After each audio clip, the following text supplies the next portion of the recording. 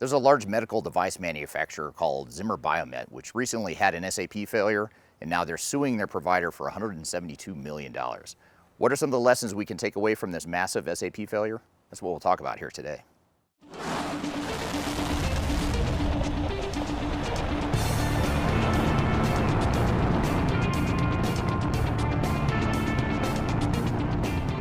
My name is Eric Kimberling. I'm the CEO of Third Stage Consulting. We're an independent tech-agnostic consulting firm that helps clients throughout the world with their digital transformation journeys.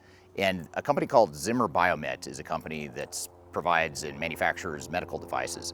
They have a valuation of about $25 billion. They operate in 100 countries and they have about 20,000 employees.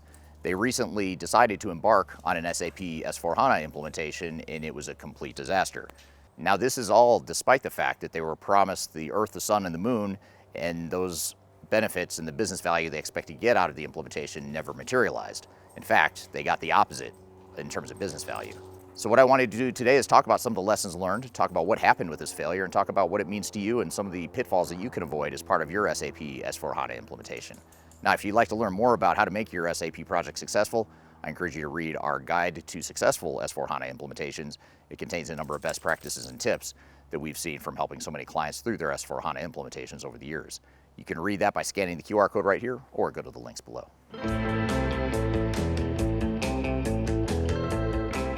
So what happened with this project? How did it become such a big failure? Well, it helps to rewind to the beginning and talk about how the project started. At the beginning of the project, the company was told by Deloitte that they would save anywhere from $100 to $200 million a year by implementing S/4HANA. Those savings would come through inventory reductions and other efficiencies throughout the organization.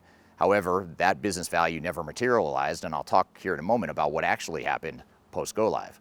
They were given a budget of about $69 million to pay Deloitte to do the implementation for them, and through a series of change orders over the years, they added an additional $23 million to the project, which is an overrun of about 30%, which is pretty significant when you're talking about a company this size and a project this size as well. So what happened in the actual project? Did they realize the $100 to $200 million of business benefits? Well, they didn't. They actually got negative business value out of the implementation, and I'll talk about what the post-SAP world looks like for Zimmer Biomet and how they ended up in a legal dispute. I'll talk about that here next. Now, despite being told that the company would gain somewhere between $100 to $200 million annually of business value, the company realized negative business benefits after they went live on S/4HANA. They actually saw a decline in revenue of 1 to 1.5% that they publicly stated was a result of issues they had with their implementation.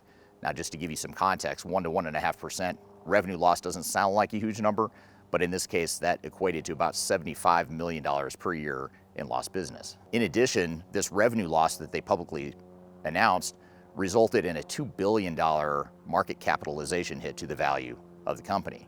In addition, they had to lay off 3% of their workforce, which they largely tied back to the implementation and some of the troubles that they were having as a result of the implementation. And most of this was because they had delayed shipments. They couldn't ship product on time when customers expected them, so they actually lost market share, they lost orders that were canceled, and they lost out to competitors as well.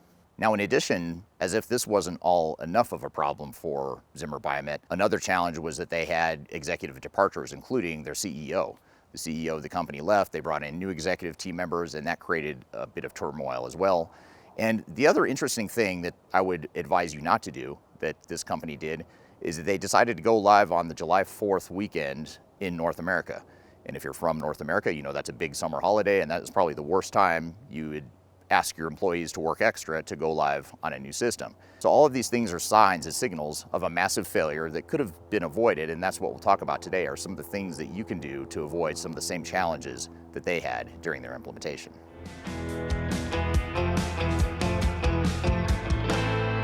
So what are the lessons we can take away from this failure? Well, first of all, one thing I haven't mentioned so far is that the company sole sourced this implementation to Deloitte. They had been working with Deloitte on various different projects as a consultancy for about 25 years, and they didn't even put it out to bid, and they trusted that Deloitte knew their business well enough and would be a good partner through this implementation. Sounds reasonable enough, but it just goes to show that even the best intentioned partners can oftentimes find themselves in situations where they themselves are partially responsible for an implementation. In addition, there was corporate turmoil happening at the same time they were trying to go through their S/4HANA implementation. And this isn't the first time we've seen this as a consulting organization either.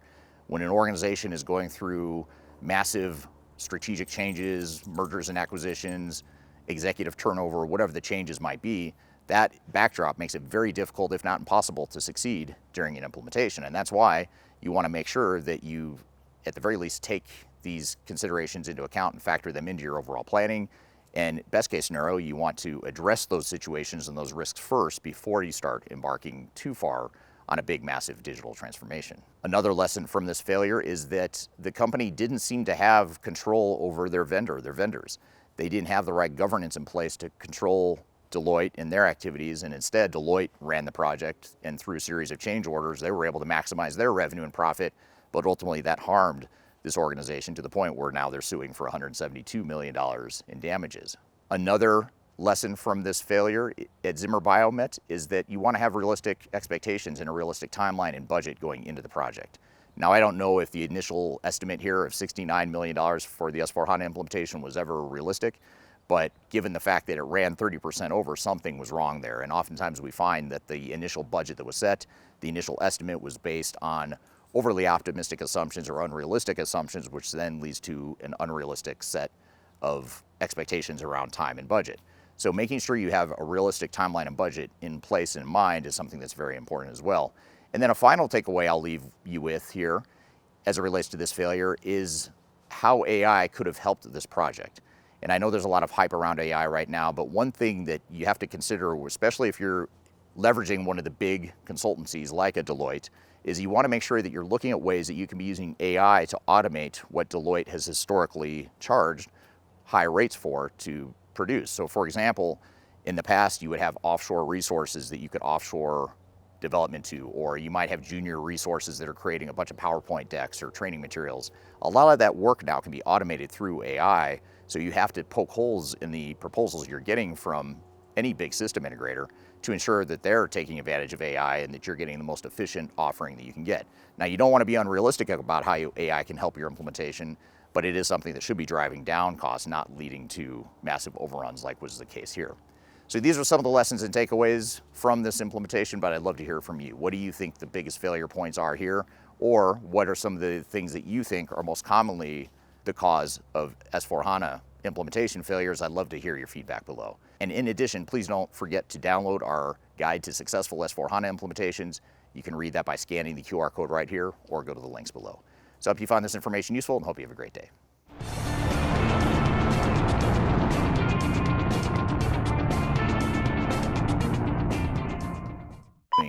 Their provider for $172 million. All right, okay. It's not. Is she in the shot? Oh, she is? Oh, God. Okay.